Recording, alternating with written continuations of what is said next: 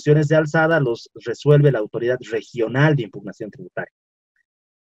Resoluciones de recurso jerárquico o recursos jerárquicos los resuelve la Autoridad General de Impugnación Tributaria. Y acá tenemos unos fallos similares, ¿no? Anulatorio 68%.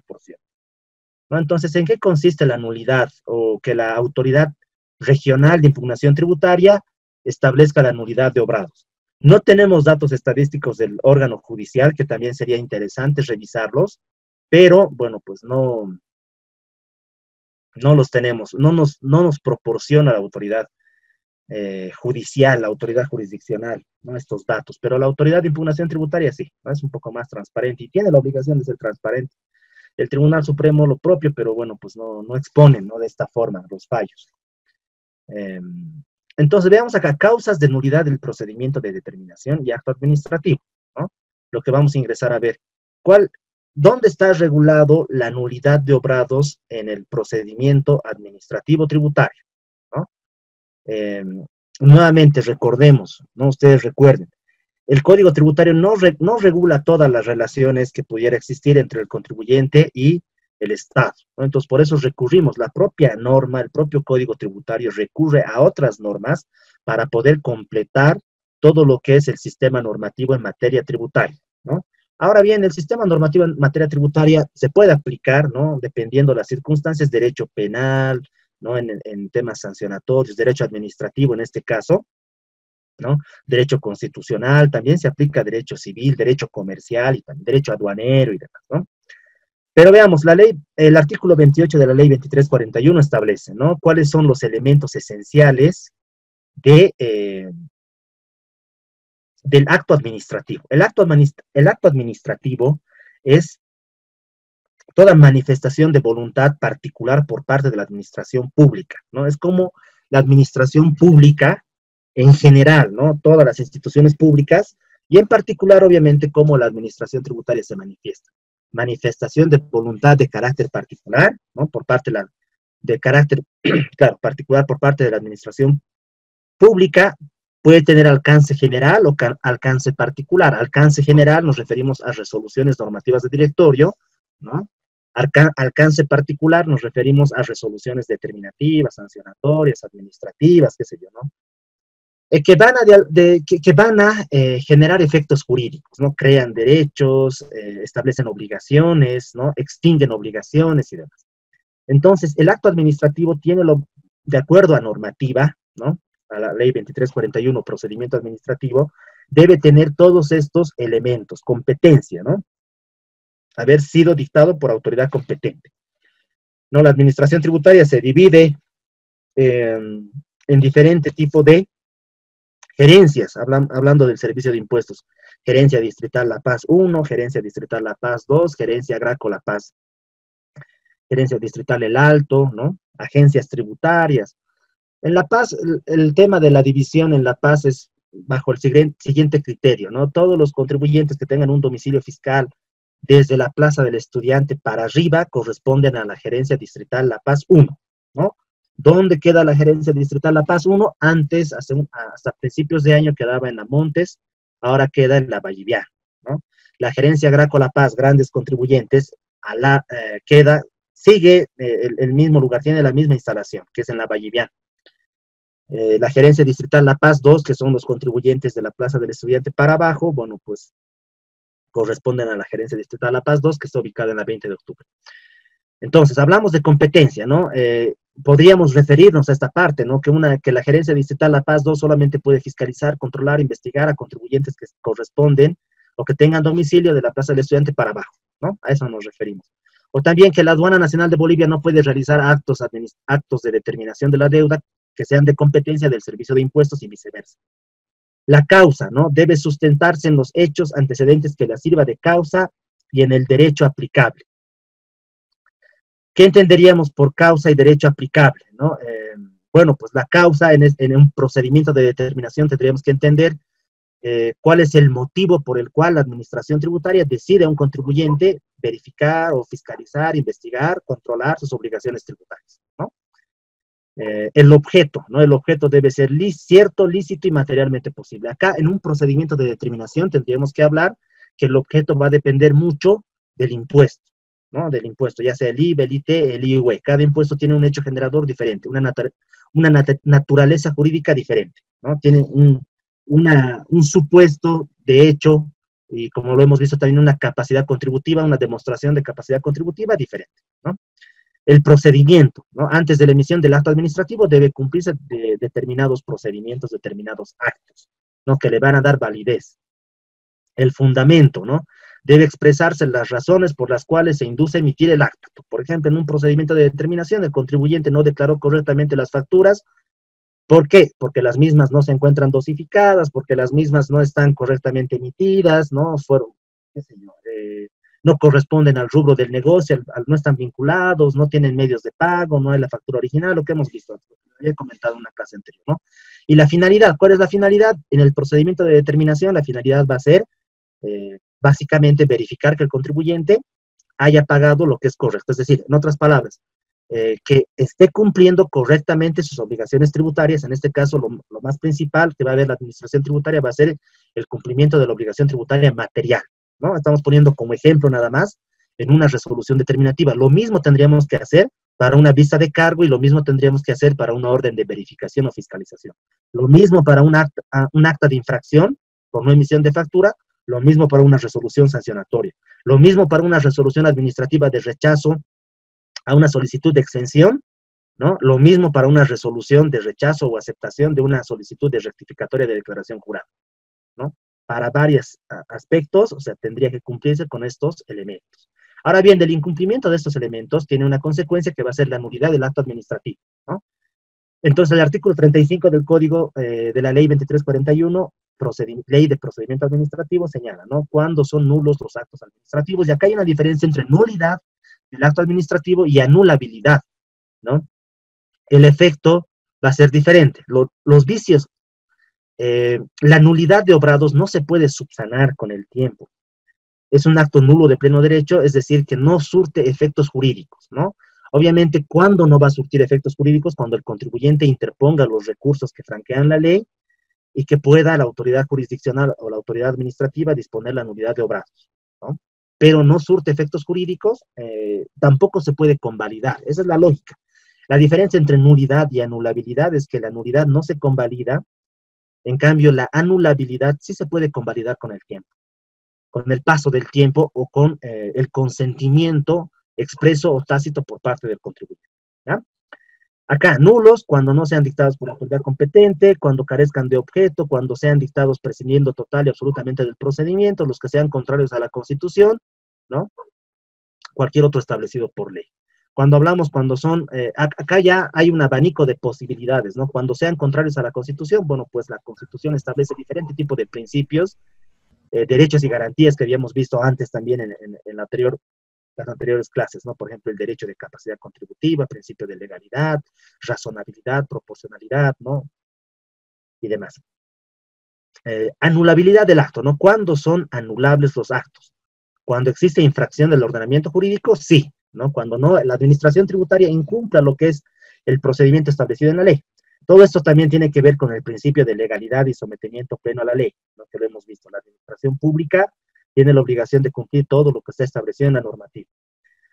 A ver, acá vemos, no obstante, ¿no? El defecto de forma, dice, ¿no? Solo determinará la anulabilidad cuando el acto carezca de los requisitos formales indispensables para alcanzar su fin o den lugar a la indefensión de los interesados.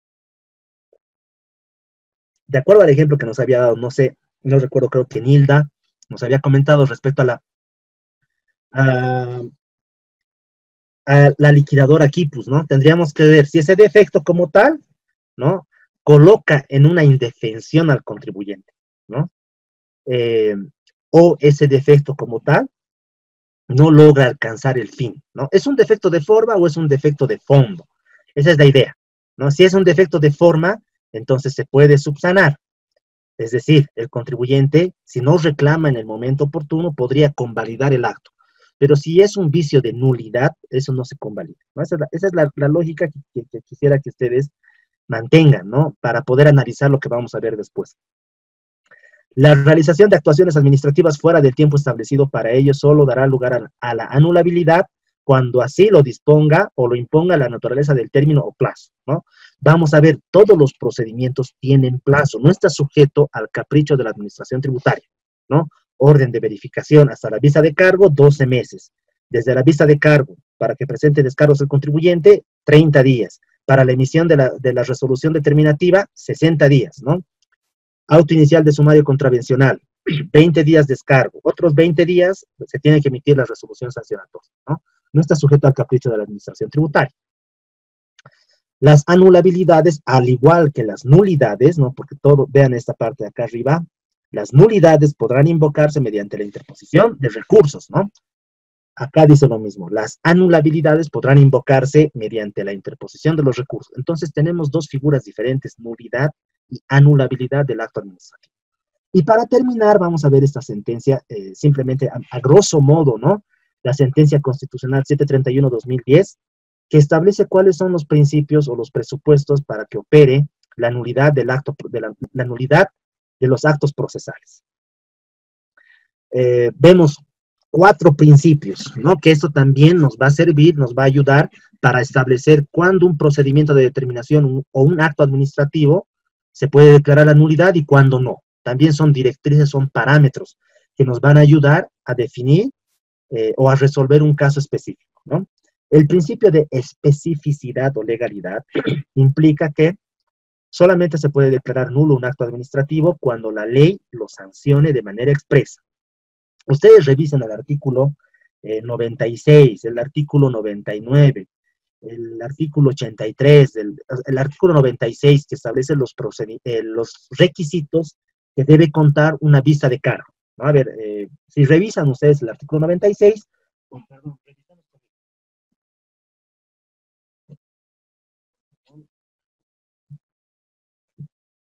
vamos a ver claramente que la ley, el artículo, sanciona con la nulidad del acto administrativo cuando no se cumpla un requisito específico. Eso es básicamente lo que dice, ¿no?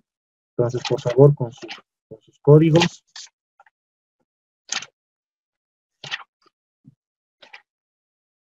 Artículo 96, ¿no? La vista de cargo, parágrafo primero, parágrafo segundo, parágrafo tercero. Claro, de manera textual, la ausencia de cualquiera de los requisitos esenciales establecidos en el reglamento viciará de nulidad la vista de cargo o el acta de intervención según corresponda, ¿no? ¿Eso qué significa? Se aplica el principio de especificidad o legalidad para la declaratoria de nulidad del acto administrativo. Entonces, vamos a ver después cuáles son los requisitos de la vista de cargo, ¿no? Cuáles son los requisitos de la orden de verificación, cuáles son los requisitos de la orden o de la resolución determinativa. Lo mismo establece el artículo 99, ¿no? El parágrafo segundo, el último párrafo, no, perdón, la última oración del artículo, del parágrafo segundo del artículo 99, que establece la resolución determinativa, dice lo mismo. La ausencia de cualquiera de los requisitos esenciales cuyo contenido será expresamente desarrollado en la reglamentación, que al efecto se emita, viciará de nulidad la resolución determinativa, ¿no? Muy bien. Por otro lado, el principio de finalidad del acto administrativo, ¿no? El acto administrativo podría sufrir algún defecto de forma, ¿no? Pero si alcanza o si cumple con la finalidad del acto, entonces se puede convalidar. Es decir, la finalidad del acto administrativo. En el caso de las notificaciones, la finalidad de la notificación es dar a conocer de manera cierta al contribuyente un acto administrativo para que él tome la decisión que crea conveniente. Defenderse, asumir defensa, presentar descargos, impugnar, pagar, no pagar, no sé. ¿No? Esa es la lógica del procedimiento de notificación, ¿no? Y también existen reglas para el procedimiento de notificación. Por ejemplo, ¿no? Que se notifiquen días y horas hábiles administrativos, que se notifiquen el domicilio real. Pero ¿qué pasa si no se notifica en el domicilio real y si no se notifica en un día y hora o en una hora hábil administrativa, ¿no? ¿Será nulo el acto administrativo o no será? ¿Será nula la notificación o no será nula? ¿No? Entonces hay dos criterios, hay diferentes criterios, ¿no? Pero lo que el Tribunal Supremo generalmente ha establecido es lo siguiente, ¿no? Si se ha cumplido con la finalidad del acto, el contribuyente recibió la notificación, pese a que no sea en su domicilio fiscal, pese a que no sea en un horario establecido, pero el contribuyente conoce del acto, se cumple la finalidad, y si el contribuyente no reclama y no explica cómo esa notificación le ha causado algún tipo de indefensión, ¿no? Entonces la notificación es válida, ¿no? Porque se ha cumplido con la finalidad de la notificación. Por otro lado, el principio de trascendencia, ¿no? Se tiene que verificar si el vicio de nulidad es trascendente o es simplemente algo superfluo, ¿no? Por ejemplo, que en la resolución determinativa, visa de cargo o auto inicial, o, perdón, orden de verificación o fiscalización, no se tenga el lugar y fecha, ¿no? O la fecha sea errada, o en vez de decir La Paz, diga Santa Cruz. Eso es trascendente, es decir, ¿le causa algún tipo de indefensión al contribuyente? Esa es la pregunta, ¿no? La trascendencia. O sea, ¿es trascendente o no es trascendente? ¿No?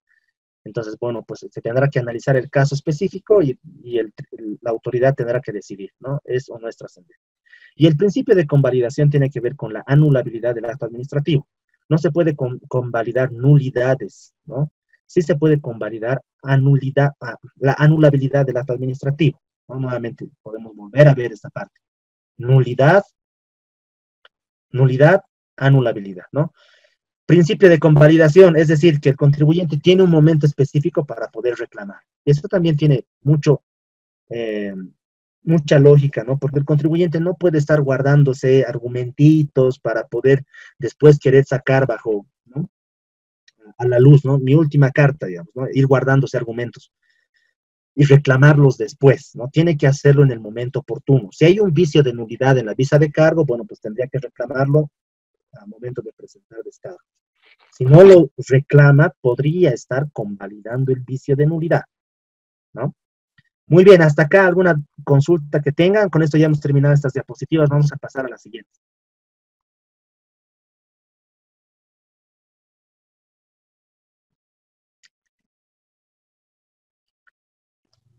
Doctor, Sí, William. doctor, ¿cómo está? Buenas noches, doctor. Buenas. Por favor, doctor, si podría recalcar, digamos, los conceptos de nulidad y anudibilidad. Ya, muy bien. Gracias por la pregunta. Vamos a resaltar nuevamente esta parte que es importante que veamos para qué. Para que en el procedimiento de determinación ustedes, cuando estén revisando, cuando las empresas donde trabajan estén, qué sé yo, atravesando un procedimiento de determinación, puedan verificar si es nulo o anulable el acto administrativo, ¿no? Ya sea que estén dentro de la administración tributaria, fuera de la administración, no sé, ¿no? Entonces, la diferencia radica la ley 2341, la ley del procedimiento administrativo, establece, en primer lugar, cuáles son los elementos esenciales del acto administrativo. ¿Eso qué significa cuando hablamos de esenciales, no? Si le falta uno, es que pues ya no es válido el acto administrativo. Y esto encuentra lógica con la siguiente diapositiva, con el siguiente artículo, ¿no? El artículo 28 establece cuáles son los elementos esenciales. El artículo 35 de la ley 2341 establece cuáles son los actos anulables. Y si revisamos, van a ser básicamente los que prescindan, ¿no? Se prescinda uno de estos actos o uno de estos requisitos, va a ser nulo el acto administrativo. Cuando hablamos de nulidad, la diferencia con la anulabilidad es que la nulidad no surte efectos jurídicos, ¿no? No se puede convalidar con el paso del tiempo. En cambio, la anulabilidad sí se puede convalidar. Cuando el contribuyente no reclama a tiempo, el acto administrativo se puede convalidar. El defecto, ¿no? El error de procedimiento se puede convalidar. Entonces acá ya hablamos un poco más de fondo, ¿no? De los requisitos del acto administrativo en la nulidad, y en la anulabilidad ya hablamos un poco más de forma, ¿no?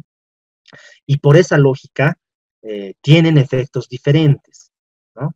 Tienen efectos diferentes. Obviamente ambos se tienen que reclamar a través de los recursos que invoca la ley, ¿no? Es decir, recursos de alzada, jerárquico, demanda contencioso tributaria, ¿no? Pero los efectos van a ser diferentes, ¿no? Y estos requisitos o estos presupuestos que establecen, ¿no?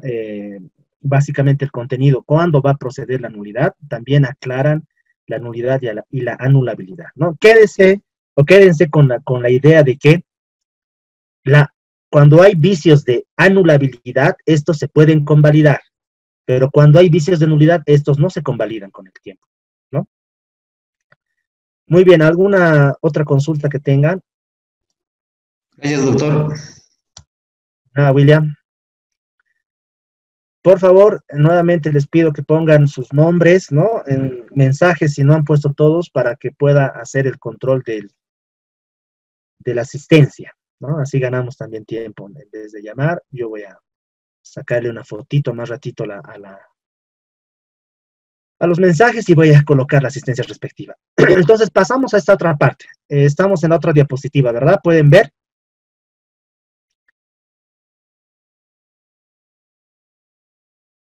Nicole, buenas noches. Entonces, les pido, por favor, bueno, les pregunto, ¿se puede ver esta diapositiva, determinación de los tributos? Sí, licenciado. Sí. Gracias. Entonces, pasamos a esta otra parte y para esto nos vamos a ayudar de un autor argentino, Héctor Villegas, en su libro Curso de Finanzas, Derecho Financiero o Derecho Tributario y Financiero, que establece básicamente qué se debe entender por determinación de la deuda tributaria, ¿no? Y nos da tres conceptos o tres situaciones que van a identificar, ¿no? Va a ser, ¿qué es la determinación de la deuda? Es el acto o conjunto de actos dirigidos a identificar tres aspectos, ¿no? Primero, ¿existe o no existe deuda tributaria? O la administración tributaria o el contribuyente van a determinar si existe o no existe deuda. Es decir, la obligación tributaria material, ¿no? Si se ha perfeccionado el hecho generador del tributo, si el contribuyente no ha pagado o ha pagado parcialmente. ¿Quién es el obligado a pagar el tributo? Tiene que identificar quién es el sujeto pasivo, ¿no? El contribuyente.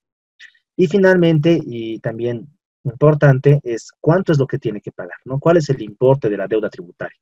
Entonces, la determinación de la deuda tributaria va a establecer estos tres aspectos, ¿no? Importantes. El artículo 92-93 del Código Tributario establece cuáles son las formas de determinación de la deuda tributaria, ¿no?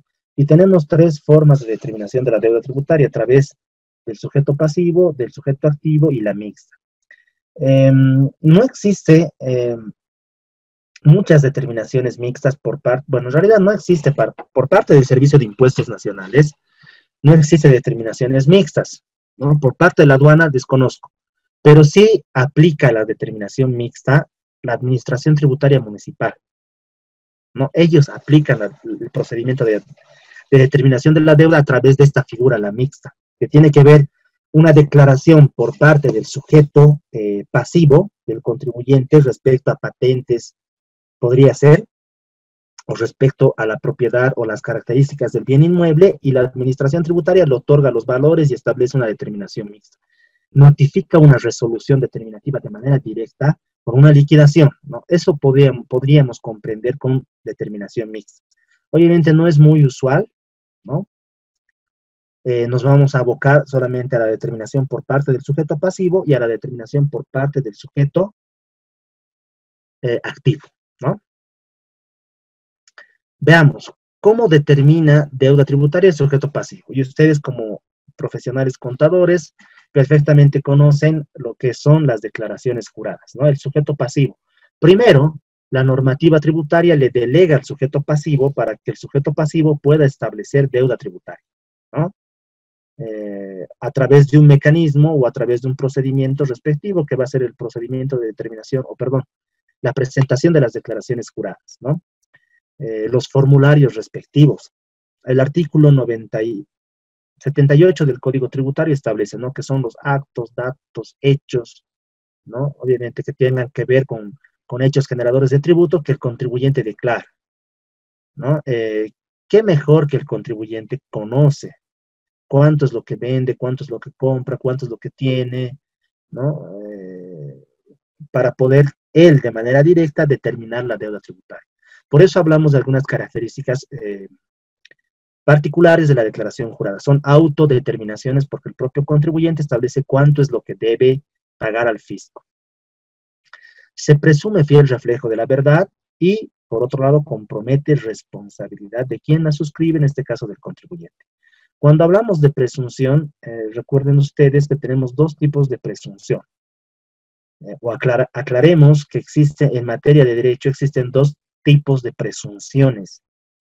Presunciones que admiten prueba en contrario y presunciones que no admiten prueba en contrario. Un ejemplo de presunciones que no admiten prueba en contrario va a ser el 50% de los ingresos de un profesional independiente se va a considerar como base imponible sujeta al IUE. No admite prueba en contrario. Se presume, sin admitir prueba en contrario, que el 50% de los ingresos de un profesional independiente va a ser la base imponible para establecer la alícuota correspondiente del IUE, ¿no? Hay otras presunciones más, ¿no? Presunciones, por ejemplo, creo que en el caso del IUEBE, beneficiarios del exterior y demás. Pero hay otras presunciones que sí admiten prueba en contrario. Por ejemplo, la declaración jurada va a ser una presunción que admite prueba en contrario. ¿Por qué? Porque si bien el contribuyente puede declarar un monto determinado de una deuda, o puede declarar que no tiene deuda, que tiene más crédito fiscal, o que no hubo ventas, o que no hubo utilidades y demás, ¿no? O que su casa es un terreno y no es una construcción, esta presunción admite prueba en contrario. Es decir, la administración tributaria va a poder verificar si lo que ha declarado el contribuyente es correcto o no es correcto, ¿no? Y bueno, comprometen la responsabilidad, que significa que si no ha declarado el contribuyente lo que es correcto, obviamente está sujeto a sanción, ¿no? 100% de lo que debió pagar, ¿no? Omisión de pago. Ahora acá tenemos algunas particularidades del procedimiento o mejor dicho, de las declaraciones juradas, que es el procedimiento de rectificatoria de declaraciones juradas, ¿no? Hay dos formas de rectificar, ¿no? Hay según normativa, según decretos supremos y demás. El contribuyente puede rectificar a favor del sujeto pasivo o puede rectificar a favor del sujeto activo, ¿no? Entonces, este procedimiento de rectificatoria también tiene un sustento, ¿no? Y que el sustento va a ser que la naturaleza del ser humano es errar. Entonces, como se puede errar, como el contribuyente puede errar o cometer errores al momento de presentar la declaración jurada, entonces también tendría que haber un procedimiento para que pueda corregir sus errores, ¿no? Ahora, a favor del sujeto pasivo, las rectificatorias necesitan autorización por parte de la administración tributaria, ¿no? Y el Decreto Supremo 2993 de la gestión 2016 ha reglamentado esta parte porque había un vacío normativo, por el contribuyente muy utilizando, ¿no? O valiéndose de estrategias o de aplicación de la normativa, mejor dicho, de lagunas jurídicas, ¿no? Aprovechándose de que no estaba regulado. Cuando la administración tributaria iniciaba un procedimiento de determinación, el contribuyente ya sabía que le iba a ver, o sea, le iba a encontrar algo irregular. Entonces, lo que hacía era rectificar sus declaraciones juradas. Entonces, lo que ha hecho este decreto supremo es regular, ¿no? El decreto supremo 2993 regula o modifica lo que es el decreto supremo reglamentario del Código Tributario. Entonces, en esta parte que señala, ¿no? ¿Cuáles son las reglas para la rectificatoria? ¿Hasta cuándo puedes rectificar y cuántas veces? ¿No? Entonces dice, solamente se puede rectificar una sola vez, ¿no? Y esto, o sea, el contribuyente tiene chance de rectificar hasta antes de que concluya la prescripción, ¿no? O hasta antes del inicio del procedimiento de verificación, o hasta antes, perdón, de la notificación con el inicio de la verificación o fiscalización. Obviamente después las rectificatorias que el contribuyente pueda realizar ya no tienen valor, ¿no? Ya no tienen validez. Entonces acá, ¿no? Ahora, las rectificatorias que se puedan realizar a favor del sujeto activo, ¿no? Que vayan a incrementar la deuda tributaria, que vayan a disminuir crédito fiscal y vayan a incrementar nuevamente el débito fiscal en el caso del IVA, ¿no? No requieren autorización, ¿no? Y esto, bueno, pues según este decreto supremo pueden ser varias veces, ¿no? Y en cualquier momento. Pero, dicen, no tendrán efecto una vez iniciada la verificación o fiscalización, nuevamente, ¿no? Entonces, vemos acá, cuando el contribuyente comete un error al momento de presentar la declaración jurada y pretende rectificarlo, por un lado, aplicamos lo que es el artículo 76 del Código Tributario que establece la carga de la prueba, ¿no? El artículo 76 es un artículo que bajo el principio de igualdad, ¿no?, señala lo siguiente: en los procedimientos tributarios, administrativos y jurisdiccionales, quien pretenda hacer valer sus derechos deberá probar los hechos constitutivos de los mismos. Es decir, si el contribuyente señala que ha cometido un error al momento de presentar la declaración jurada, IVA, porque, qué sé yo, se olvidó declarar una factura importante, se ha entrepapelado, ¿no?, tiene la obligación de demostrar que efectivamente existió el error. Entonces, cuando el contribuyente presenta su proyecto de rectificatoria y presenta la nota de solicitud de rectificatoria, tiene la obligación de respaldar su solicitud. En ese caso, bueno, pues la administración tributaria, bajo su facultad de verificación, comprobación, va a solicitar documentación al contribuyente, ¿no?, para poder evidenciar que efectivamente hubo un error. Y posterior a aquello, una vez que tenga toda la documentación, va a decidir, va a emitir la resolución administrativa de aceptación o de rechazo de la declaración jurada. No, esa es la lógica en el caso de rectificatorias a favor del sujeto pasivo. Y acá tenemos algunas problemáticas, ¿no?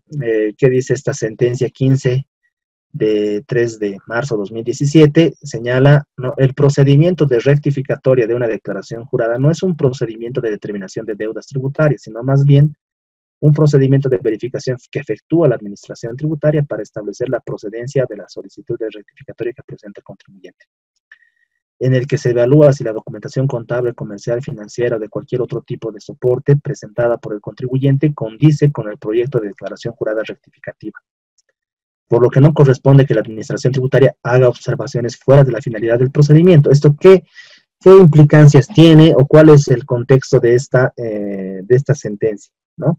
Muchas veces la administración tributaria, ¿no?, y hasta ahora, comete errores, perdón. Es decir, el contribuyente podría solicitar la rectificatoria de una declaración jurada por el IVA porque ha obviado presentar o adjuntar o declarar unas facturas que tienen un crédito fiscal importante, ¿no?, pónganse del mes de enero 2019. Entonces pretende rectificar la declaración jurada del mes de enero 2019. Lo que hace la administración tributaria, o lo que debería hacer la administración tributaria, es verificar si esas 2 facturas, 3 facturas que pretende añadir el contribuyente,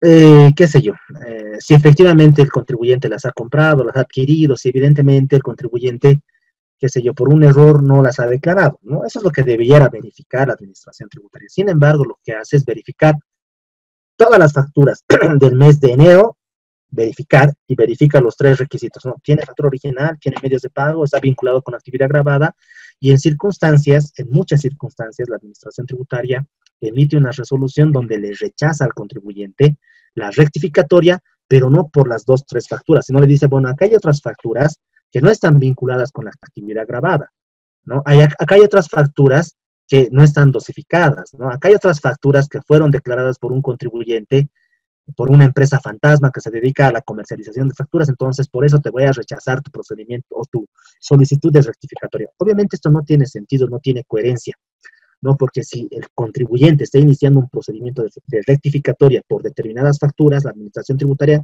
solamente podría abocarse a esas facturas, nada más, ¿no? Eso ya ha sido corregido por la Autoridad de Impugnación Tributaria y también ha sido refrendado por el Tribunal Supremo de Justicia.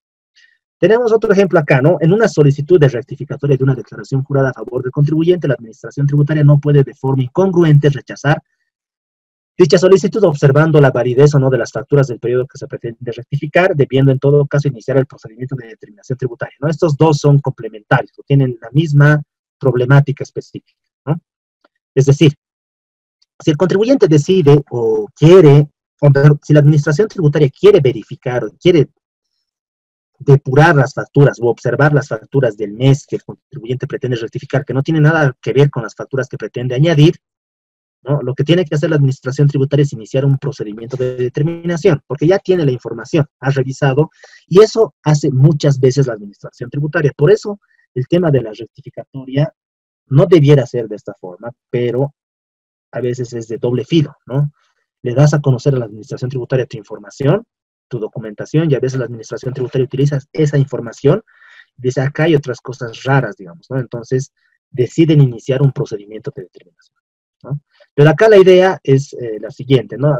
La misma lógica que la anterior sentencia, ¿no? La administración tributaria, si decide verificar la validez o no de las facturas que el contribuyente ha declarado en un mes, que no tiene nada que ver con la rectificatoria, pues lo que tiene que hacer es iniciar un procedimiento de determinación, ¿no? Ahí sí va a poder, en el procedimiento de determinación sí va a poder establecer depuración de facturas, observación, establecer deuda y demás.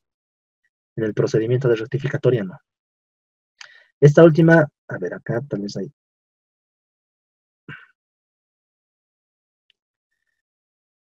No corresponde rechazar una solicitud de rectificatoria de declaración jurada a favor del contribuyente bajo el argumento de que ya se presentó una primera solicitud, dice, ¿no?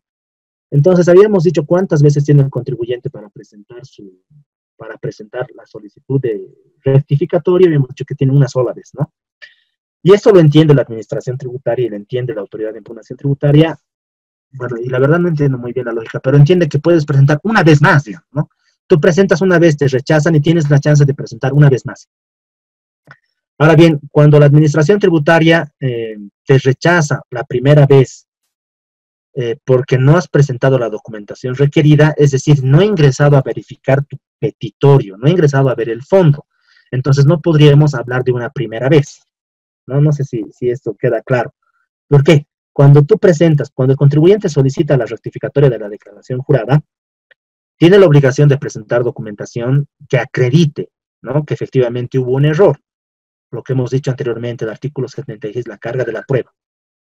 Ahora, si la administración tributaria le dice al contribuyente, ¿no?, señor contribuyente, a través de un proveído, presente esta documentación, ¿no?, tiene 5 días para presentar esa documentación que respalda su solicitud de rectificatoria. En el caso de que no presente, en el plazo de 5 días, su solicitud va a quedar desestimada, ¿no? Se va a rechazar. Y el contribuyente no presenta esta primera chance que el contribuyente no cumplió, no se puede considerar como la primera vez. Eso es lo que dice esta sentencia, ¿no? Que obviamente va a servir en algunas circunstancias, ¿no? Obviamente, si ustedes van a iniciar un procedimiento de rectificatoria, no podrían dejar a medias, ¿no?, su solicitud. Tendrían que siempre cumplir, y si la documentación que la administración tributaria solicita es de imposible cumplimiento, también hay que poner en conocimiento. O si es incongruente respecto a la solicitud de rectificatoria que están realizando, también a través de una nota tendrían que poner en conocimiento eso. ¿Eso para qué? Para que en un futuro ustedes puedan respaldar una posible impugnación, ¿no? Bueno, hasta acá. Determinación por el sujeto activo. No sé si tienen alguna duda, tal vez algún comentario.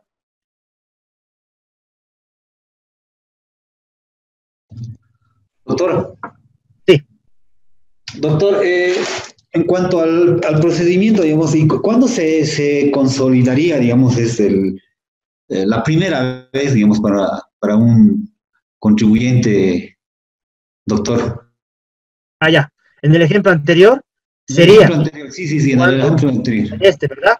Sería cuando el contribuyente solicita la rectificatoria de la declaración jurada, la administración tributaria le requiere información, el contribuyente presenta, tiene toda la documentación y la administración tributaria emite una resolución administrativa de rechazo, ¿no? Y obviamente, la administración tributaria, si emite la resolución administrativa de rechazo, tendría que explicar los motivos del rechazo, ¿no? Y acá, nuevamente vamos a verificar los elementos, ¿no? Los elementos del acto administrativo, el fundamento, ¿no? Porque la administración tributaria no podría simplemente decir, se rechaza. Tiene la obligación de fundamentar, es decir, tiene la obligación de explicar por qué está rechazando. Obviamente, emite la resolución administrativa de rechazo, el contribuyente tiene la posibilidad de impugnar, pero también podría simplemente presentar una nueva solicitud, ¿no?, pero subsanando la observación que hizo la administración tributaria, ¿no? Entonces, en ese caso sí existiría la primera vez, ¿no?, y el contribuyente tendría la chance de una vez más, ¿no? En esos casos sí, pero en este ejemplo es diferente. ¿Por qué? Porque la administración tributaria no está ingresando a verificar el fondo de la solicitud. Simplemente lo que hizo, solicitó información, documentación, le otorgó un plazo al contribuyente y el contribuyente no presentó, entonces no se ha ingresado al fondo, por tanto, no estaríamos hablando de una primera solicitud, ¿no? Más que todo eso va este ejemplo. Gracias, doctor. Muy bien. Tal vez alguien más. Doctor, Sí, una consulta, por favor. Entiendo que cuando quiero hacer una rectificatoria de una declaración jurada a favor del contribuyente, el primer paso que debo hacer es hacer mi solicitud de rectificatoria, ¿verdad? ¿Sí? En el caso, licenciado, en que muchos contribuyentes no desconocen de este procedimiento y se hace la rectificación, y tengo entendido que cuando se hace la rectificación y es a favor del contribuyente, se va directamente a proyecto. ¿Ya? Sí. ¿Qué debería hacer en esta instancia? Pero ya lo he rectificado, pero no hice mi solicitud de rectificatoria. No tiene validez, ¿no? No tiene validez. ¿Y existe alguna multa, licenciado, por haber hecho directamente la rectificatoria de la declaración jurada? No, no existe multa. ¿Cuál es la lógica? O sea, puedes hacer tu proyecto de rectificatoria, ¿no? Puedes presentar a través del sistema, pero obviamente para que tenga validez el proyecto de rectificatoria tienes que presentar tu solicitud formal, ¿no? Y además tienes que adjuntar la documentación que respalde por qué estás solicitando la rectificatoria, cuál es el error que has cometido, ¿no? Como contribuyente. Con esa documentación lo que hace la administración tributaria es verificar si tu proyecto de rectificatoria condice con tu solicitud y si es correcto o no es correcto rectificar, ¿no? Ahora que tú presentes tu proyecto y no hagas tu solicitud, o sea, eso no te va a generar ningún tipo de multa, porque no está y lo que tienen que ver también, tienen que tener claro, es cuando ustedes tengan la duda, ¿hay multa o no hay multa? Tendrían que verificar la RND que establece las sanciones por incumplimiento de deberes formales, y tendrían que ver en el cuadro, en el anexo de la RND 33, creo que es 16, ¿no? Tendrían que verificar en el anexo si es que existe un cuadrito específico que diga la presentación del proyecto de rectificatoria sin la formalización tiene una multa ¿no? Entonces, este dato, la presentación del proyecto de declaratoria no tiene multa porque no está sancionado en la normativa, ¿no? Entonces no hay multa. Ahora sí, obviamente sí habría multa. ¿En qué sentido hay multa en el procedimiento de rectificatorio? Veamos la lógica siguiente, ¿no? ¿Cuándo tiene el contribuyente la obligación de presentar la declaración jurada?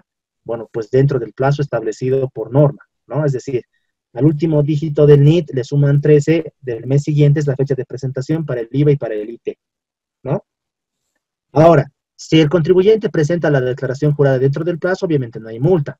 Pero si el contribuyente presenta la rectificatoria de la declaración jurada fuera del plazo, ¿no? Y esta rectificatoria, si esta rectificatoria es a favor del sujeto pasivo y la autorización, la resolución administrativa sale favorable, es decir, aceptando la rectificatoria, bueno, pues la declaración jurada rectificatoria va a sustituir a la original. Y también va a sustituir en la fecha de presentación. Entonces, si el contribuyente ha rectificado fuera del plazo y la administración tributaria obviamente le ha aceptado fuera del plazo, la solicitud tenemos que ver, ¿no? Si el contribuyente ha solicitado la rectificatoria de la declaración jurada por el IVA y IT fuera del plazo de presentación y la administración tributaria le acepta a través de una resolución administrativa, sí se genera multa, pero por presentación tardía, ¿no? ¿Por qué? Porque la rectificatoria ha sustituido a la original, ¿no? Y como ha sustituido a la original y la rectificatoria fue presentada fuera de plazo, entonces sí hay multa por presentación tardía. Ahora podría ser que el contribuyente rectifique dentro del plazo, entonces ya no tiene multa, ¿no? Muy bien, ¿alguna otra consulta que tengan? Buenas noches, doctor. Le habla Margarita Quiroga. Una ¿Cómo está? consulta. Esto se aplica también para ¿cómo se llaman? Para las asociaciones sin fines de lucro, porque le comento que vi un caso de que el IUE presentaron fuera de plazo, pero era sin fines de lucro. O sea, no entiendo con qué modalidad lo hicieron, porque yo en mi mentalidad pregunté por ahí también y me dijeron que sí tiene multa. Entonces, yo no sé cómo lo generaron ese balance, por ejemplo. Ya. Eso no sé si me puede sacar la duda, por favor, doctor. Ya, muy bien. Entonces, para poder responder esta pregunta desde mi perspectiva, desde mi experiencia, tendríamos que tener claro el concepto de obligación tributaria material y obligación tributaria formal, ¿no? ¿En qué sentido? La obligación tributaria material es la obligación de pago siempre y cuando se perfeccione el hecho generador del tributo, ¿no? La obligación tributaria formal es la obligación de presentar documentación, información, ¿no?, que establezca la normativa, y esta documentación e información sirve para la administración tributaria, para que la administración tributaria pueda verificar el correcto cumplimiento de una obligación tributaria material, ¿no? Entonces hay esta correlación entre obligación tributaria formal y obligación tributaria material.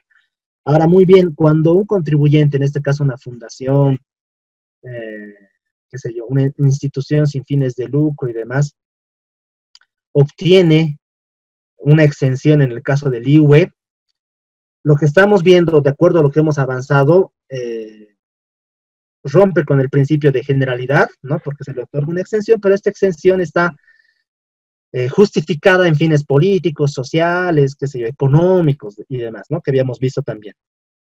Entonces, no tiene la obligación tributaria material de pagar, ¿no?, pero sí tiene la obligación tributaria formal de presentar la declaración jurada, porque entiendo que ellos presentan, pero presentan sin datos. O presentan, ¿no? O presentan, o establecen, qué sé yo, algún tipo de utilidad, porque el hecho de que sea una fundación o no, no significa que no vayan a tener utilidad, pueden tener utilidad, y esa utilidad va a ser destinado solamente a la actividad que tenga la entidad, ¿no? Entonces, si no presentas la declaración jurada, obviamente estás incumpliendo tu obligación tributaria formal, más allá que tu obligación tributaria material esté sujeto a una exención tributaria.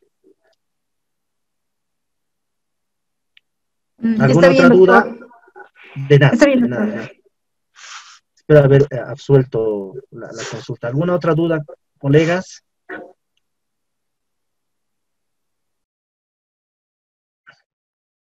Bueno, la verdad no sé cómo se borra esto, y por favor le pido a la persona que ha rayado que lo pueda borrar, ¿no?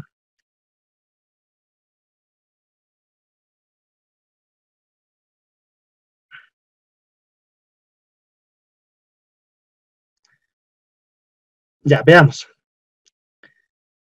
Hemos visto ya la determinación por parte del sujeto pasivo, ¿no? Y alguna que otra, bueno, 2, 3 problemáticas que se ha podido recolectar de lo que el Tribunal Supremo de Justicia ha podido resolver, ¿no?, con los fallos que emite, que son problemáticas recurrentes, ¿no? El tema de que la administración tributaria confunde el procedimiento y demás.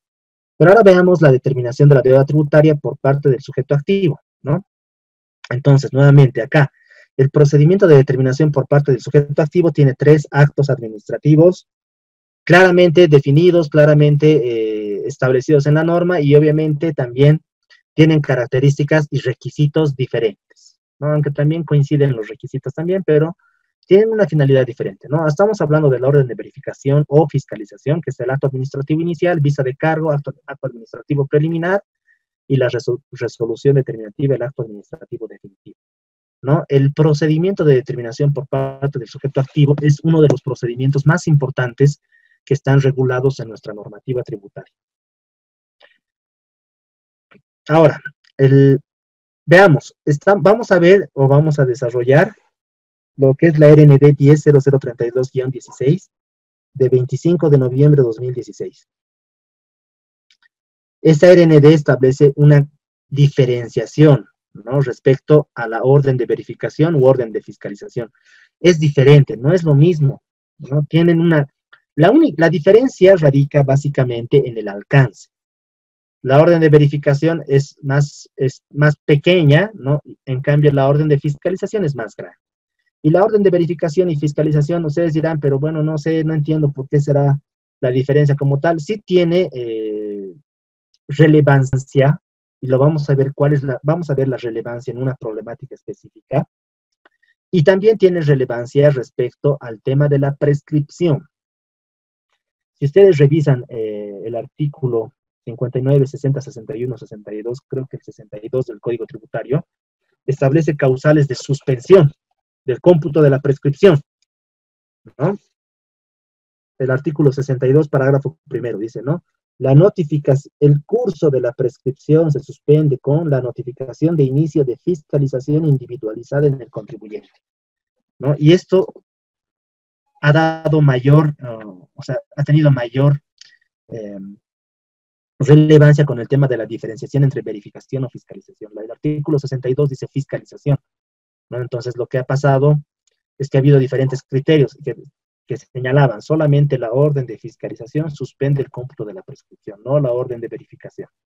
El Tribunal Supremo primero dijo, bueno, la orden de verificación y la fiscalización tienen el mismo procedimiento, orden de verificación, vista de cargo y resolución definitiva. Entonces, como tienen el mismo procedimiento, los efectos son los mismos, entonces ambos suspenden el cómputo de la prescripción. Esa ha sido la línea del Tribunal Supremo durante varias gestiones, ¿no? Pero bueno, hay un último auto supremo, una última sentencia del Tribunal Supremo que hace esta diferenciación y dice, no, la orden de verificación no es igual a la orden de fiscalización, porque la orden de fiscalización tiene un alcance mucho más amplio.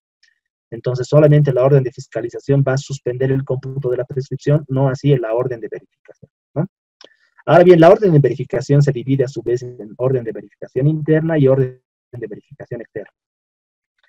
La orden de verificación interna, según las características de esta RND, es puntual específico, es decir, la administración tributaria notifica a un contribuyente y va a verificar el crédito fiscal de las facturas, números tantos, ¿no? 100, 101, 102, 103. ¿No? Bien puntual, sumamente puntual, y generalmente van al crédito fiscal, ¿no? Y para eso le otorgan al contribuyente el plazo de 5 días para que pueda presentar la documentación respectiva, ¿no? Generalmente siempre presentan, qué sé yo, o siempre solicita a la administración tributaria el libro de compras y ventas, declaraciones juradas, medios de pago, facturas, otra documentación contable relevante, ¿no? Va a depender mucho del alcance, qué tipo de documentación va a solicitar la administración tributaria. Pero le otorga 5 días, ¿por qué? Porque el alcance es mucho más pequeño, ¿no? Y estos 5 días se pueden ampliar otros 5 días más. La orden de verificación externa es un poco más amplio, de acuerdo a la normativa, ¿no? Y puede verificar diferentes situaciones. Podría ser el IVA, el IT, ¿no? El IVA y el IT de enero a diciembre de una gestión específica. O podría ser solamente el IUE de la gestión 2017. Es un poco más amplio, podríamos decir de esa forma. También, como es un poco más amplio, para la solicitud o para el requerimiento de información, la administración tributaria otorga 10 días, que pueden ampliarse 5 días más. La orden de fiscalización parcial, bueno, pues no tiene mucha diferencia con la orden de verificación externa, ¿no? Pero, en realidad no tiene diferencia, ¿no? De acuerdo, si ustedes revisan la normativa, no veo, digamos, una diferencia sustancial entre ambos, ¿no? ¿Por qué? Porque la orden de fiscalización parcial también es un poco más amplia, ¿no? A diferencia de la orden de verificación interna.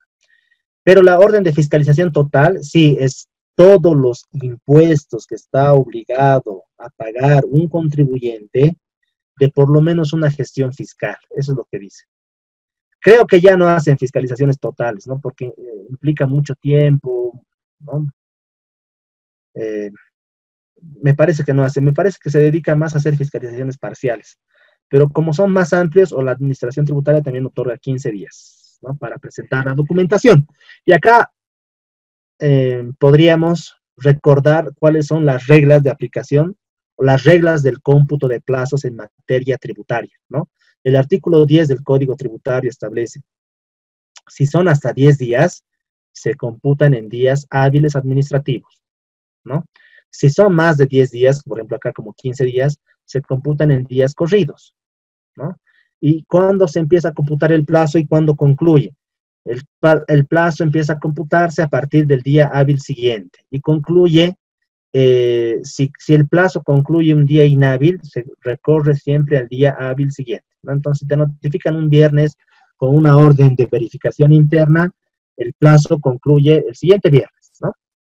Si te notifican un viernes con una orden de fiscalización Total, tu plazo, el día número 1 va a correr a partir del lunes, día siguiente hábil, pero a partir del lunes ya se computan días corridos, ¿no? Es decir, se va a computar sábado y domingo, ¿no? Y tal vez feriado si hubiera dentro del día 14, 13, 12, ¿no? Y si el último día es inhábil, bueno, se recorre al día hábil siguiente, ¿no? También acá es importante poner de manifiesto lo siguiente: la administración tributaria no juega al azar al momento de establecer o al momento de elegir a qué contribuyente realizar un procedimiento de determinación de la deuda tributaria, ¿no? ¿Por qué? Porque no tiene los recursos suficientes como para poder fiscalizar a todos los contribuyentes y no va a perder el tiempo en un contribuyente que está cumpliendo con sus obligaciones tributarias. Es decir, la administración tributaria tiene un departamento, el departamento de fiscalización, y tiene también en la Oficina Nacional un departamento de inteligencia fiscal. No sé cuál será su procedimiento, y si supiera tampoco pudiera comentarles que ellos establecen, verifican, ¿no? Tienen ciertos parámetros para poder establecer qué tipo de contribuyentes, qué tipo de rubros con probabilidad no están cumpliendo correctamente con sus obligaciones tributarias, y a ellos deciden iniciar. Es decir, apuntan a ganador, digamos, ¿no? Muy pocas resoluciones determinativas van a concluir con deuda cero. Eso no significa que no existan determinaciones que vayan a concluir con deuda cero, pero digamos que del 100% que la administración tributaria inicia, tal vez el 98% van a ser deuda tributaria, ¿no? Y un 2% serán pues cero, digamos, ¿no? Eso es importante aclarar, ¿no? Que la administración tributaria no juega los dados. ¿Por qué? Por un lado, podríamos decir que la administración tributaria, esto a ojo de buen cubero, ¿no? Porque antes decían que la administración tributaria solamente tiene la capacidad de poder fiscalizar al 20% del universo de contribuyentes. Ahora tal vez es un poco más, porque la administración tributaria se ha ido fortaleciendo en tema de infraestructura, en tema de funcionarios públicos y demás. Entonces tal vez podría la administración tributaria tener la capacidad de poder fiscalizar o controlar a un 30% del universo de contribuyentes, y el otro 70%, bien, gracias, tal vez nunca tengan una fiscalización. Entonces, por eso la administración tributaria escoge muy bien a qué contribuyentes fiscalizar, ¿no? ¿Por qué?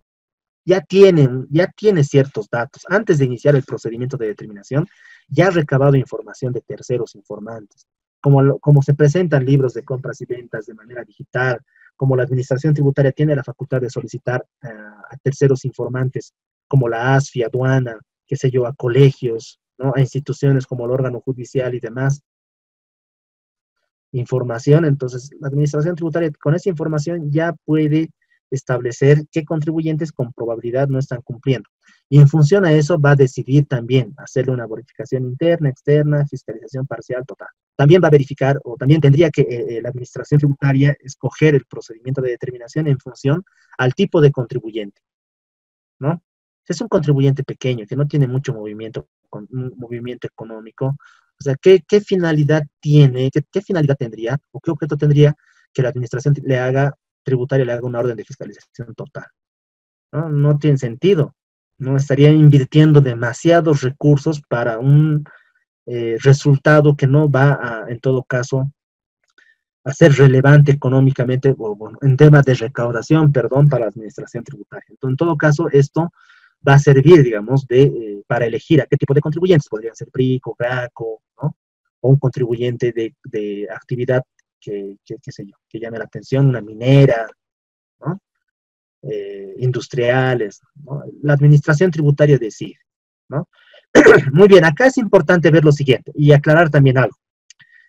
El contribuyente, cuando no tiene la documentación correspondiente que solicita la administración tributaria, puede solicitar una ampliación de plazo, ¿no? Y la solicitud de ampliación de plazo tiene que ser formal, expresa, es decir, a través de una nota. Señores de la administración tributaria, hemos sido notificados con la orden de verificación interna, donde se nos ha otorgado 5 días para presentar la documentación. Sin embargo, todavía estamos recabando la misma, o el contador o el auditor que tiene la documentación está de viaje y llega la siguiente semana y demás, ¿no? Entonces requerimos una prórroga de otros 5 días, ¿no? Eso ya depende. O sea, acá ya tienen que ver, dependiendo qué tipo de verificación sea, cuál es el plazo que tienen para prorrogar, ¿no? porque está en la norma. Acá en la administración tributaria no te podría dar menos tiempo, ¿no? Porque está en la norma bajo el principio de sometimiento pleno a la ley, no te podría dar menos tiempo. Es decir, si tú solicitas prórroga, la administración caprichosa no te podría decir, bueno, le vamos a dar 2 días, ¿no? Muy bien. ¿Cuál es la consecuencia de no presentar la documentación o información que requiere la administración tributaria en el plazo? Bueno, acá tenemos un cuadro de sanciones por incumplimiento de deberes formales que están relacionados con el deber de información en la RND 10.0033-16. Entonces, acá hay una diferenciación, ¿no? Porque obviamente la sanción no puede ser igual, o la conducta del contribuyente o el incumplimiento del deber formal no es igual si el contribuyente no presenta ninguna documentación, que la entregue de manera parcial o que la entregue de manera total pero fuera del plazo, ¿no? Y también la administración, claro, la administración tributaria ha hecho una diferenciación en función a la responsabilidad que tiene el contribuyente, porque no es lo mismo no es la misma sanción para una persona natural que jurídica, ¿no? Entonces acá, no entregar ninguna documentación para una persona natural, 1.500 UFDs, para una persona jurídica, 3.000, ¿no? Acá, entregar parcialmente, 500, 1.000. Entregar todo, pero de manera tardía, 300 y 600, ¿no? Es diferente. Y acá cuando hablamos, no entregar de manera parcial la información, si la administración tributaria te pide 5 cosas y tú presentas una, ya estás dentro de esto, ¿no? Y la presentas obviamente dentro del plazo, ya estás dentro de esto. Muy bien. ¿Cuáles son los requisitos de la orden de fiscalización o verificación? Los requisitos son el número de orden, lugar y fecha, nombre o razón social del contribuyente, número de identificación o cédula de identidad, el alcance del proceso de determinación, ¿no? Es decir, esto es lo más importante. Es decir, ¿qué es lo que va a verificar la administración tributaria? ¿Qué impuesto? El IVA, el IT, el IUE, el RSIVA, el ISAE, ¿no? ¿Qué impuesto va a verificar la administración? ¿Cuáles son los periodos y las gestiones, ¿no? ¿O qué elementos va a verificar? El crédito fiscal del IVA, el débito fiscal del IVA de ingresos y su incidencia en el IT, ¿no? El IUE va a verificar y demás. ¿Qué es lo que va a verificar? Tiene que estar detallado específicamente en la orden de verificación o fiscalización. Sería incongruente, ¿no?, que la administración tributaria notifique con una orden de fiscalización total y solamente ponga, ¿no?, como alcance facturas, la factura número tanto, 101, 102, porque eso corresponde a una orden de verificación interna. La dirección del contribuyente, ¿no?, la identificación de los servidores públicos, la firma y sello del gerente distrital, GRACO, y el jefe del departamento de fiscalización según la jurisdicción que corresponde al contribuyente, ¿no? Nuevamente, distrital 1, distrital 2, ¿no? Distrital El Alto, en el caso de La Paz. En el caso de otros departamentos también podría darse la misma situación. Entonces acá, retomando las diapositivas que hemos empezado a ver a un inicio de clase, tendríamos que identificar qué requisitos son de forma, qué requisitos son de fondo. ¿Para qué? Para verificar que el incumplimiento de un requisito va a dar lugar a la nulidad o a la anulabilidad del acto administrativo, ¿no? Básicamente para eso hemos iniciado esta parte con esas diapositivas, para hacer el control, ¿no? En el caso de que ustedes sean notificados con una orden de verificación o fiscalización, tendrían que verificar el cumplimiento de todos estos requisitos y verificar de estos requisitos cuáles son de forma, es decir, cuáles podrían dar lugar a la anulabilidad del acto administrativo y cuáles podrían dar lugar a la nulidad del acto administrativo. Por ejemplo, acá, según mi entender, veo que el inciso E es un requisito de fondo, ¿no?, que podría dar, si no está explicado o detallado el alcance, esto podría dar lugar a la nulidad del acto administrativo.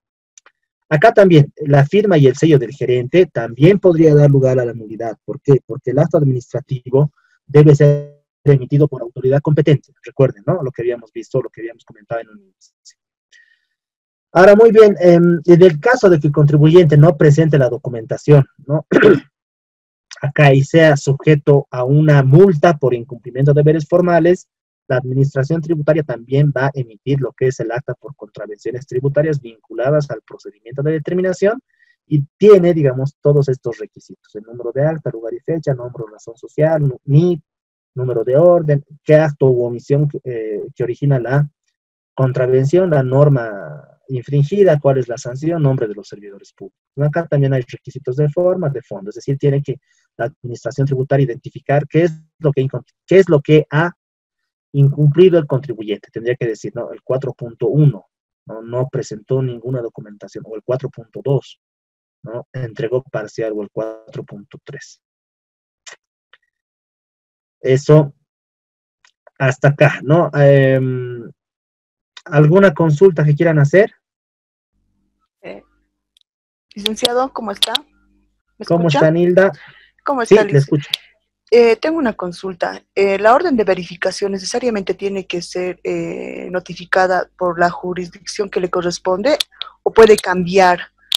O sea, yo he tenido un caso donde un cliente pertenecía a la ciudad del Alto. Sin embargo, le han notificado de la distrital de la Montes. Entonces, no sé si eso está correcto, licenciado. Desde mi punto de vista no es correcto, ¿no? No es correcto. ¿Por qué? Pero tendríamos que ver las circunstancias también. ¿Por qué? Porque el contribuyente tal vez tuvo en algún momento su domicilio en la ciudad de La Paz y tal vez luego cambió y no dio a conocer a la administración tributaria el cambio de domicilio, que también es una obligación formal, ¿no? Dar a conocer a la administración tributaria el cambio de domicilio o el cambio, qué sé yo, de cualquier, de actividad y demás, ¿no? Podría haberse dado esa situación, por eso la Gerencia Distrital La Paz 1 notificó a un contribuyente con domicilio fiscal en la Distrital El Alto.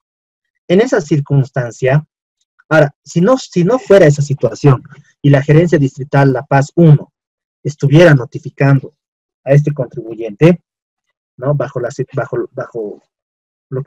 que comparte la compañera, sí habría un vicio de nulidad, ¿no? En el entendido, de acuerdo a las diapositivas anteriores que hemos visto, porque tiene que ser por una autoridad competente, ¿no? Entonces, ¿para qué la administración tributaria, o cuál sería la finalidad de la administración? Que la administración tributaria tenga su estructura en gerencias distritales, si, qué sé yo, la gerencia distrital del Alto o La Paz pueda fiscalizar contribuyentes del Alto, ¿no? Entonces, me parece que ahí existe un vicio de nulidad respecto a la autoridad competente y este vicio de nulidad tendría que ser reclamado, ¿no? Por por el contribuyente al momento de interponer recurso de alzada, recurso de alzada, ¿no? Y sí, me parece que podría dar lugar a una nulidad. Ahora hay otra situación, ¿no? Hay algo acá que estoy recordando que respecto al tema de los dependientes, ¿no? Que es diferente. ¿Cuál es la lógica en el tema de los dependientes cuando se ve el RCIVA?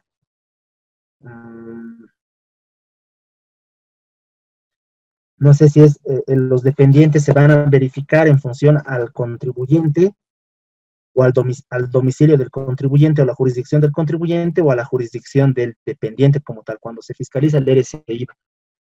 En estos casos, por ejemplo, la Gerencia Distrital La Paz 2 verifica, qué sé yo, el cumplimiento, tiene competencia para verificar el RCIVA de una empresa o de un contribuyente que tiene por domicilio en la ciudad de La Paz, ¿no? Pero tal vez el dependiente ya tenga su domicilio en la ciudad de Santa Cruz. Entonces, la administración, la Gerencia Distrital La Paz 2 tiene competencia para verificar el cumplimiento, en este caso el RCIVA del dependiente. Entonces, tendría que enviar la orden de verificación hasta Santa Cruz y solicitar a la Gerencia Distrital Santa Cruz que realice la notificación, ¿no? Pero ¿quién va a firmar la orden de verificación y fiscalización? El gerente que tiene competencia, ¿no? Tal vez ocurrió eso, no sé, tal vez en su caso podría ser un dependiente sujeto al RCIVA, ¿no? Y la empresa como tal correspondía a la gerencia distrital La Paz 1, pero el dependiente tenía su domicilio en el Alto, ¿no? Podría ser también esa circunstancia. ¿Alguna otra consulta que tengan? Gracias, licenciado. De nada, Nilda.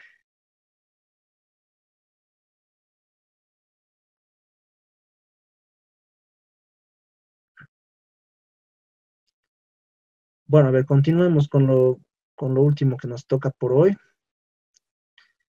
veamos algunos ejemplos, ¿no? Acá los plazos, ¿no? Si los plazos son menores a 10 días, deben computarse siempre en días y horas hábiles, ¿no? La administración tributaria no puede otorgar un plazo de momento a momento, es decir, acá, ¿no? En esta parte, 5 días, 10 días, ¿no? La administración tributaria no de manera caprichosa podría dar 72 horas al contribuyente. Y cuando hablamos de 72 horas tendríamos que ver desde la notificación, desde el momento de notificación, ¿no? Puede ser 10:30 de la mañana hasta el día 5 o el día 3 hasta las 10:30 de la mañana, ¿no? Acá hablamos de 5 días hábiles administrativos, es decir, hasta el último minuto que la administración tributaria trabaje, ¿no? No podría otorgar menos plazo. A eso se refiere esta sentencia. Por otro lado, procedimiento sancionador non bis in idem, ¿no? Eso no dos veces por el mismo hecho. En resguardo de la garantía del non bis in idem no corresponde que la administración tributaria sancione en 2 oportunidades el cumplimiento del deber formal de presentación de toda la información cuando ésta ya fue requerida y sancionada en una primera oportunidad en el mismo procedimiento de determinación. En el mismo procedimiento de determinación, dice, ¿no? Acá, la administración tributaria, al momento del inicio del procedimiento de verificación, puede pedir información, ¿no? Eso no significa que de manera posterior pueda volver a pedir otra información, pero si aquí ya te ha sancionado la administración tributaria porque no has presentado la información que solicita en esta parte, la administración tributaria no te puede volver a solicitar insistentemente, digamos, ¿no? La misma información acá, digamos, posterior al plazo, y no te puede volver a sancionar, ¿no? Esa es la lógica. No puede haber 2 sanciones por el mismo o por la misma solicitud de información en el mismo procedimiento de determinación. Ustedes van a ver, ¿no?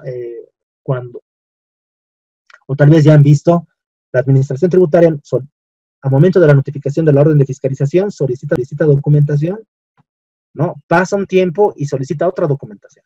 Ya no te podría pedir la misma documentación insistentemente, ¿no? Y tampoco podría sancionarte nuevamente. En el caso de que te sancione, estaría vulnerando este principio que hemos visto, non bis in idem, es decir, no 2 veces por el mismo hecho.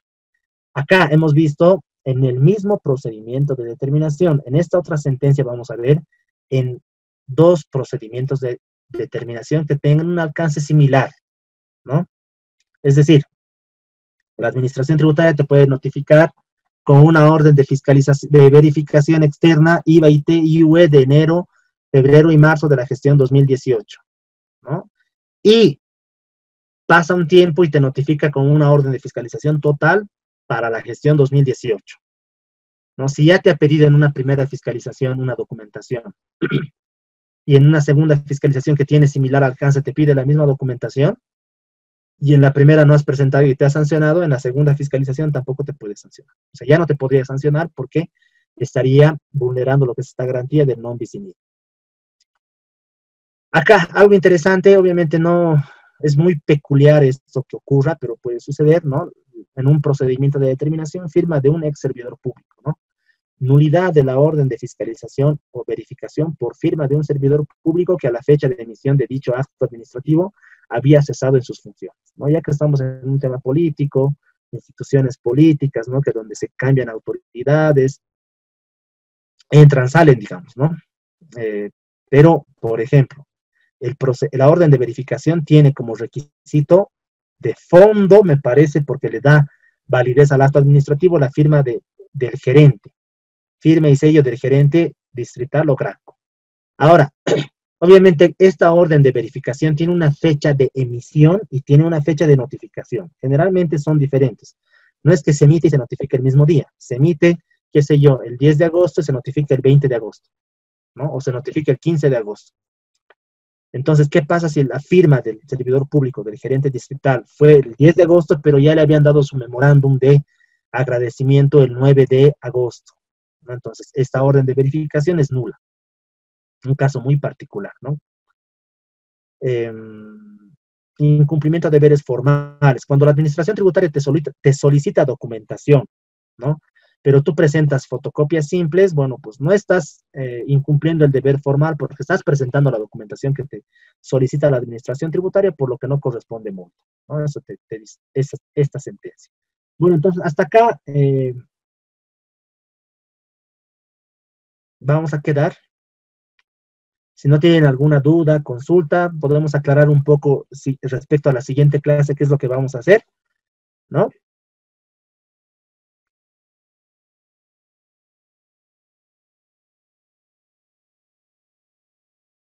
Perdón, tengo que sacar foto a esto. ¿Alguna duda que tengan, estimados colegas? ¿Comentario?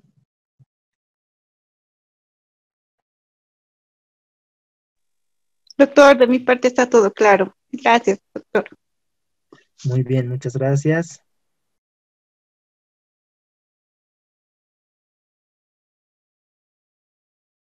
Ya, la siguiente clase, o sea, todos tienen un número de sentencia, ¿verdad? ¿Han identificado su número de sentencia?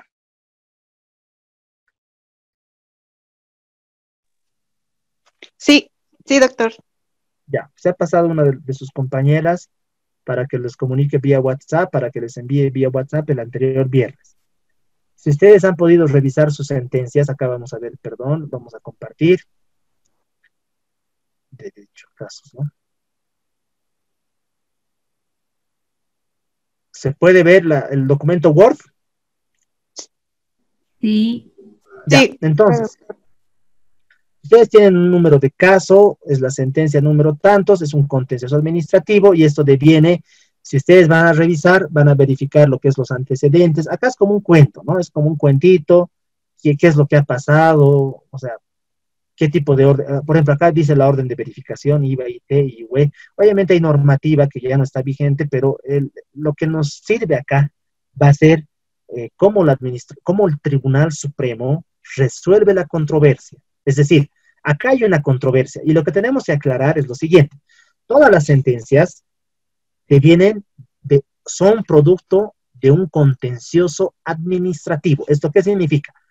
Significa que son posteriores a un procedimiento de impugnación en sede administrativa, es decir, lo que está revisando el Tribunal Supremo de Justicia es una resolución de recurso jerárquico, ¿no? Eso es lo que está revisando. Entonces, eso es bueno que tengan presente para poder entender la problemática. Entonces, acá, cuando ustedes vean, siempre el demandado va a ser la Autoridad General de Impugnación Tributaria. No puede haber otro demandado porque lo que se pone en tela de juicio va a ser la decisión de la Autoridad General de Impugnación Tributaria. El demandante, esto sí va a ser diferente en cada caso. Puede ser impuestos o puede ser el contribuyente. Ahora acá es importante ver lo siguiente. Si es impuestos, hay un tercer interesado que va a ser el contribuyente, ¿no? Si es el contribuyente, va a haber un tercer interesado que va a ser impuestos. Entonces acá dentro de la relación de hechos también van a encontrar esa situación. Muy bien. Una característica muy particular de algunas sentencias, creo que van a ser los dos que van a impugnar o van a interponer la demanda. Impuestos y el contribuyente. ¿Por qué? Porque la decisión de la autoridad general es de revocatoria parcial. Es decir, si el contribuyente debía 10,000, ¿no? La autoridad de impugnación tributaria ha decidido que deba 5,000. Entonces, esto les afecta al contribuyente, ¿no? Porque quería deber cero, y también le afecta a la administración tributaria porque quería que se recaude 10,000, ahora se va a recaudar 5,000, entonces por eso los dos van a impugnar o van a interponer, perdón, demanda contencioso administrativa. No se detengan mucho en el tema de términos jurídicos y demás, ¿no?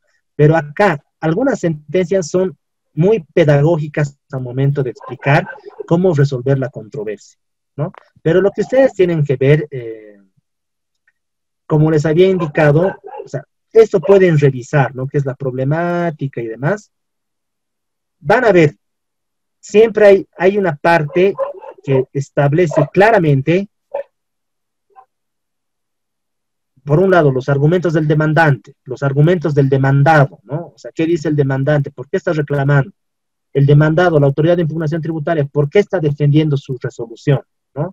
¿Por qué considera que es correcta su decisión? Eso es, van a ver en algunos casos los argumentos del tercero interesado. Réplica dúplica es lo que digamos, a la demanda, la respuesta a la respuesta de la demanda, la dúplica, a la dúplica, la réplica, ¿no? Eso no tiene mucha relevancia en realidad.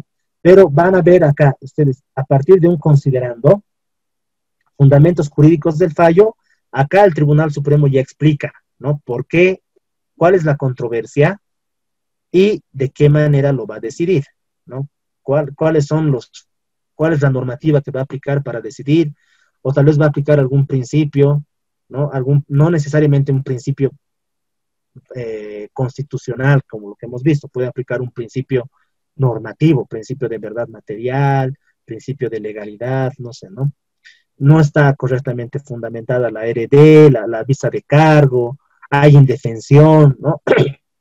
Hay nulidad, o sea, para eso era pertinente ver los requisitos de nulidad, anulabilidad del acto administrativo, que lo hemos visto al principio de esta clase, ¿no? Y al final, o sea, va a decidir, ¿no? Acá me parece que hay nulidad de la orden de la visa de cargo por determinadas circunstancias, ¿no? Eso tienen que ver.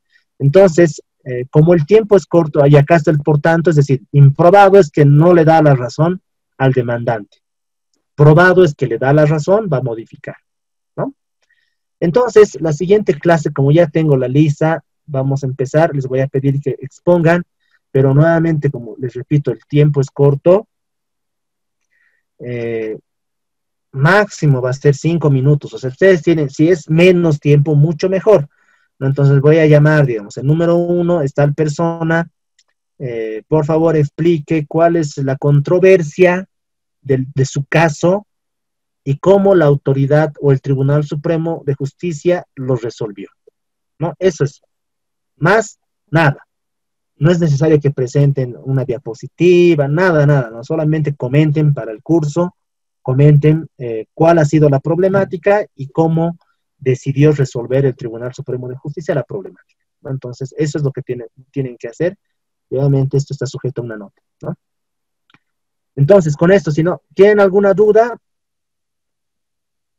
¿Algún comentario?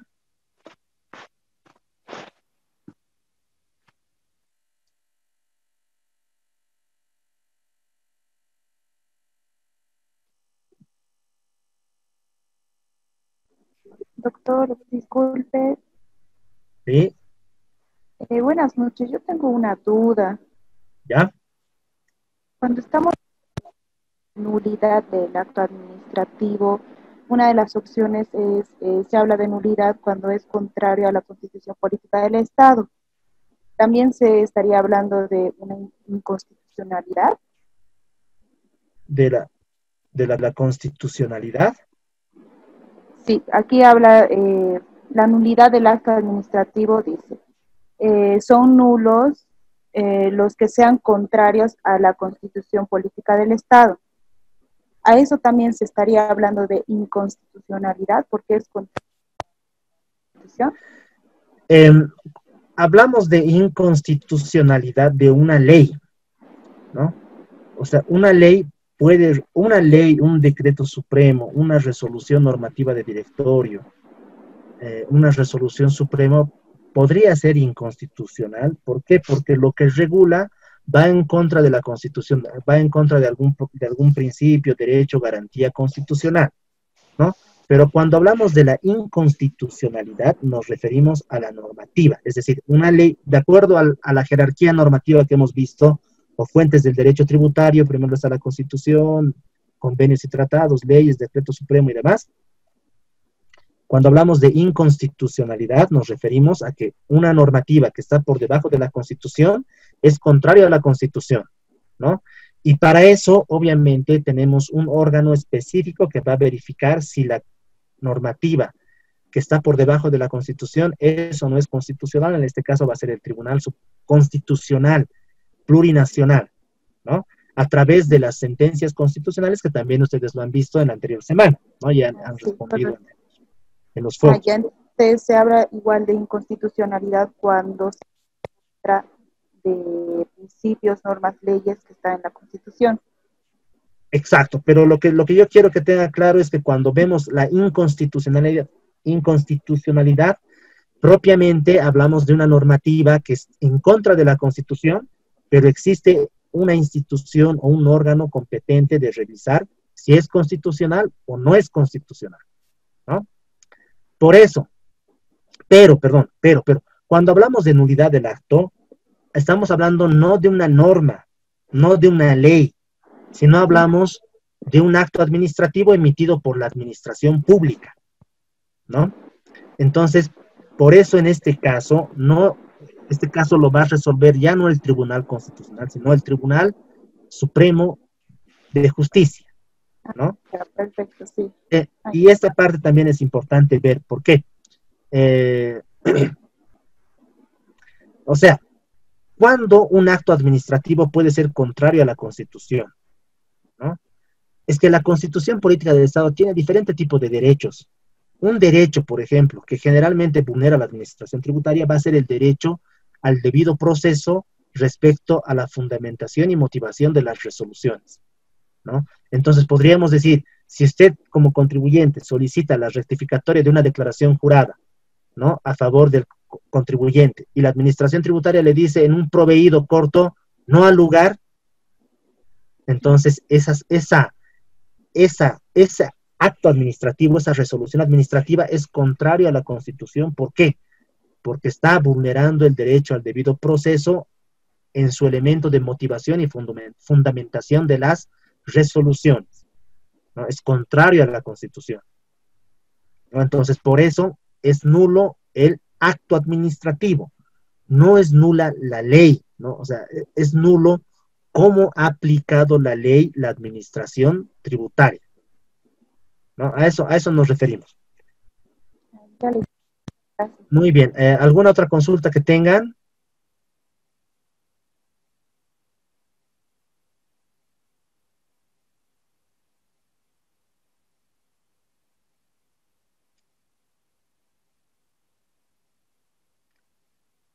En el foro, para el foro, hay una consulta que se ha hecho para el primer foro, que lo podemos responder la última clase, pero quisiera también darles luces respecto a cómo deberían responder, ¿no? Cuando dice el parágrafo cuarto del artículo 99 de la ley 2492, dice, ¿no? La resolución determinativa tiene carácter declarativo y no constitutivo de la obligación tributaria. Tal vez alguien quisiera dar su criterio respecto a esto. ¿Qué entendemos por esto? ¿Qué quiere decir esta parte del artículo 99? ¿No? Y lo otro ya son más de criterio, ¿no? Más de criterio. La pregunta 2 y la problemática del foro 4 ya es más de criterio. O sea, no hay una respuesta correcta o incorrecta. Perdón, ¿se está viendo el documento Word?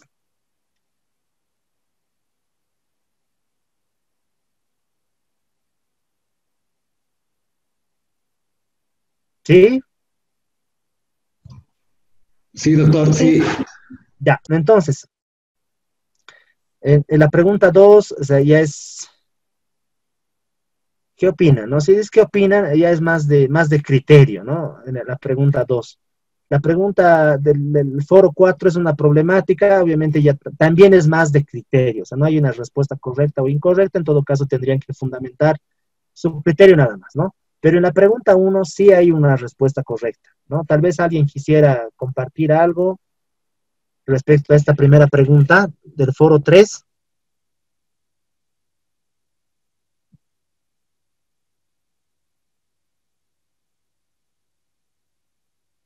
Dice, ¿no? El parágrafo cuarto del artículo 99 señala, la resolución determinativa tiene carácter declarativo y no constitutivo de la obligación tributaria. O sea, ¿qué se entiende por esto? Cuando hablamos de carácter declarativo y no constitutivo de la obligación.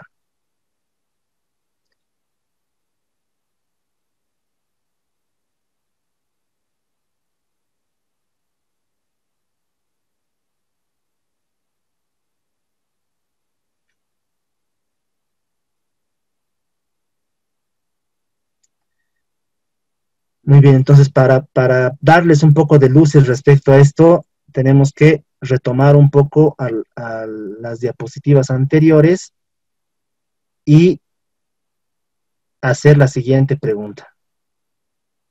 ¿Cuándo nace la obligación tributaria? ¿No? Ahí básicamente está la respuesta.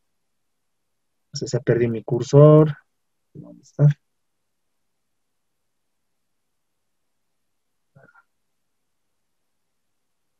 Perdón, no puedo. Ahí está.